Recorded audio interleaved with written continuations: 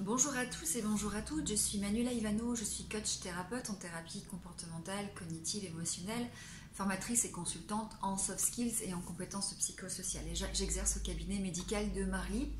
Aujourd'hui, j'aimerais vous parler des schémas de Jung et en particulier du schéma d'abandon. Alors, les schémas, ce sont des stratégies d'adaptation que nous avons développées pendant notre enfance pour nous protéger par rapport à des besoins qui n'ont pas été nourris. Et derrière un schéma va se cacher des façons de voir le monde, de pressentir le monde, mais aussi des façons de penser, de ressentir et de réagir. Et donc nous allons interpréter, déformer la réalité à travers une paire de lunettes derrière lesquels se cachent des schémas qui donc nous donnent une vision biaisée et déformée de la réalité.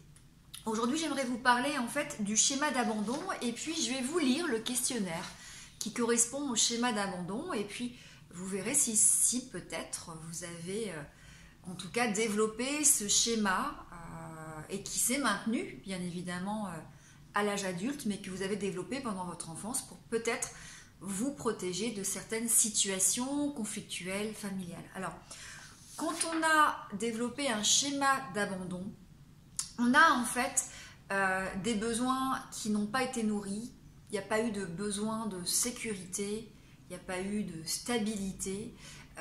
On va dire que les fondamentaux affectifs, tous les liens d'attachement aussi sécurisés n'ont pas existé.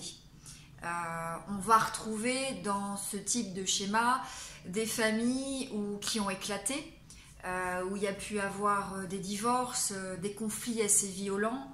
On va retrouver aussi, attendez, je reprends mes petites notes, voilà, tout ce qui est climat de séparation, le rejet, les punitions, la dévalorisation, l'humiliation et les violences verbales, des violences physiques, voire des violences sexuelles. D'accord ? Alors, dans le besoin de rejet et de séparation, il y a plusieurs schémas. Il y a l'abandon, mais il y en a aussi d'autres. Il y a la méfiance, il y a le manque affectif. Là, je vous parle en particulier du schéma d'abandon. Qu'est-ce qui se passe avec les personnes qui ont développé un schéma d'abandon ? Ils sont incapables de créer des liens avec des proches. Il y a toujours une espèce de vide qui fait qu'ils ont l'impression que quoi qu'on fasse, en tout cas malgré les efforts qui peuvent être faits par un ami, un conjoint, un parent, le besoin de sécurité, le besoin de stabilité, d'attention, d'affection ne sera jamais comblé. Et donc, on va avoir affaire à des comportements qui vont être complètement inappropriés dans les relations.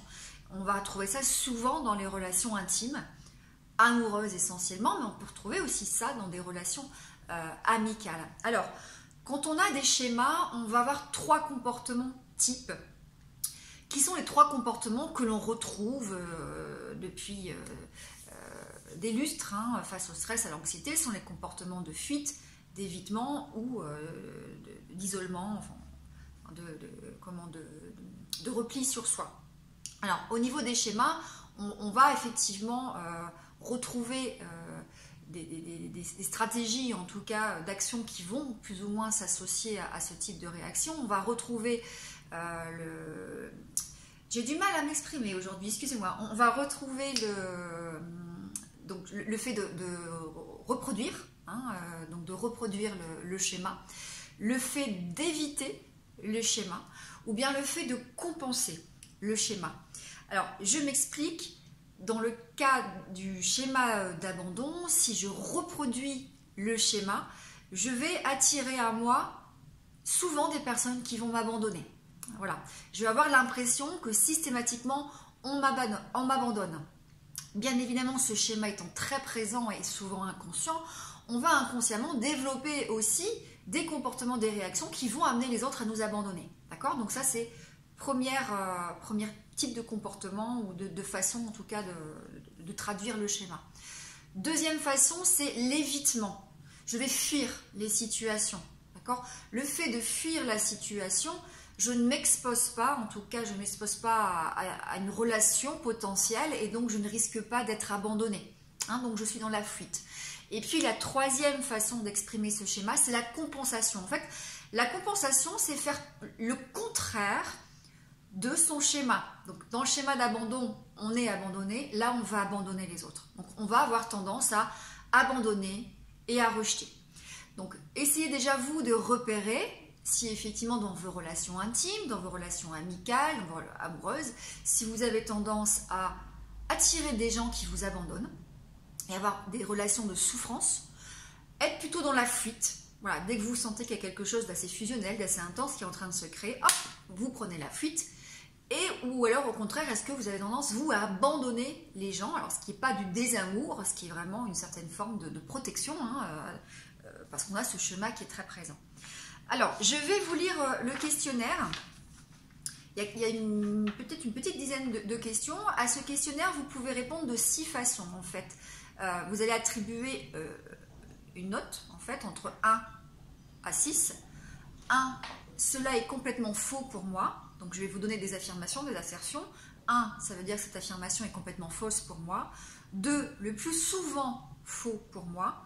3, plutôt vrai que faux pour moi. 4, assez vrai pour moi. 5, le plus souvent vrai pour moi. 6, me décrit parfaitement. D'accord? Donc, de 1 à 6, si vous voulez, mettez en pause la vidéo, notez ce que je viens de vous donner comme information au niveau du système d'évaluation et puis relancez la vidéo quand vous avez pris vos notes. Alors, première question. Je suis préoccupée par le fait que les gens que j'aime vont mourir bientôt, même s'il y a peu de raisons médicales à ma préoccupation. D'accord? Alors, 1, est-ce que c'est complètement faux pour moi? 2, est-ce que c'est le plus souvent faux pour moi? 3, plutôt vrai que faux pour moi, pardon. 4, assez vrai pour moi. 5, le plus souvent vrai pour moi. 6, me décrit parfaitement. Deuxième question, je m'accroche aux gens dont je suis proche par peur qu'ils ne me quittent. Troisième question, je crains que les gens dont je me sens proche ne me quittent ou ne m'abandonnent. Quatrième question, j'ai le sentiment de manquer d'une base stable qui me soutienne affectivement. Cinquième question, je n'ai pas l'impression que les relations importantes dureront. Je m'attends à ce qu'elles finissent. Sixième question, je me sens accro aux partenaires qui ne peuvent pas s'engager avec moi de façon stable. Septième question, je finirai seule. Huitième question, quand je sens que quelqu'un à qui je tiens s'éloigne de moi, je deviens désespérée. Neuvième question, quelquefois, j'ai tellement peur que les gens m'abandonnent que je les repousse. Donc là, on est dans la fuite ou l'abandon. On est peut-être en compensation ou en évitement. Je deviens bouleversée quand quelqu'un me laisse seule, même pour une courte période. Je ne peux compter sur la présence régulière de ceux qui me soutiennent. Je ne peux me permettre d'être vraiment proche des autres car je ne peux être sûre qu'ils seront toujours là. Donc je préfère fuir parce que je ne sais pas si les autres seront toujours là pour moi. Il me semble que les personnes importantes dans ma vie sont toujours en train de venir et de partir. J'ai très peur que les personnes que j'aime ne trouvent quelqu'un d'autre qu'elles préfèrent et qu'elles m'abandonnent. Les gens qui me sont proches ont toujours été très imprévisibles. À un moment, ils sont disponibles et gentils, puis ils sont fâchés, contrariés, querelleurs, préoccupés par eux-mêmes. J'ai tellement besoin des autres que j'ai peur de les perdre. Je ne peux être moi-même ou exprimer ce que je ressens véritablement, sinon les autres vont me quitter. Donc on ne va pas oser exprimer ses besoins, parce qu'on se dit si j'exprime mes besoins, si j'exprime mon désaccord, je vais être rejetée et on va me quitter. Voilà, plus vous avez coté au-dessus de 3, plus vraisemblablement vous avez un schéma d'abandon. Alors, l'objectif de la vidéo d'aujourd'hui, ce n'est pas de vous expliquer comment on va gérer ou accompagner ce schéma avec la thérapie des schémas, donc qui fait partie des TCC. Mais en gros, vite fait, bien fait, on va en fait faire prendre conscience à la personne qu'elle a ce schéma qui s'exprime à travers ses façons de penser, ses façons de ressentir et surtout ses façons d'agir. Bien évidemment, comme on a ce schéma qui est très ancré, on voit le monde avec une paire de lunettes qui est donc totalement déformée, et donc nos pensées ne vont pas être appropriées.